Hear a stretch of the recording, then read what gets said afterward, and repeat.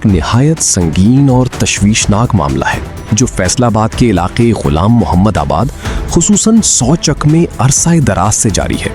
اطلاعات کے مطابق یہاں کچھ افراد غیر قانونی طور پر جانوروں کی چربی اور ہڈیوں سے آئل تیار کر رہے ہیں جو انسانی صحت کے لیے انتہائی مضر ہے۔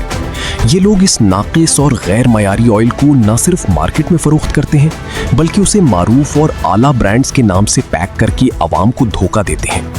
سب سے حیران کن بات یہ ہے کہ اس غیر قانونی سرگرمی کے بارے میں مقامی لوگوں کو مکمل آگاہی ہے، لیکن متعلقہ ادارے خصوصاً محکمہ فوڈ اب تک اس کے خلاف مؤثر کارروائی کرنے میں ناکام رہے ہیں۔ اس خاموشی کی وجہ بظاہر سمجھ سے بالاتر ہے، لیکن عوام میں یہ تاثر پایا جاتا ہے کہ یا تو بھاری رشوت کا لین دین ہو رہا ہے یا پھر کسی بااثر شخصیت یا اعلیٰ افسران کی پشت پناہی حاصل ہے۔ یہی وجہ ہے کہ یہ مکروہ دھندا بغیر کسی خوف کے مسلسل جاری ہے۔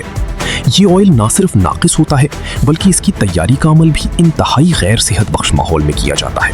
ایسی آئل کا استعمال مختلف بیماریوں کا سبب بن سکتا ہے جن میں معدے کے مسائل، دل کی بیماریاں اور دیگر سنگین امراض شامل ہیں۔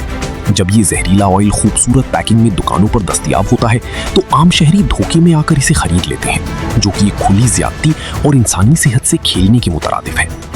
ہم اس موقع پر وزیر اعلیٰ پنجاب مریم نواز سے اپیل کرتے ہیں کہ وہ اس معاملے کا فوری نوٹس لیں۔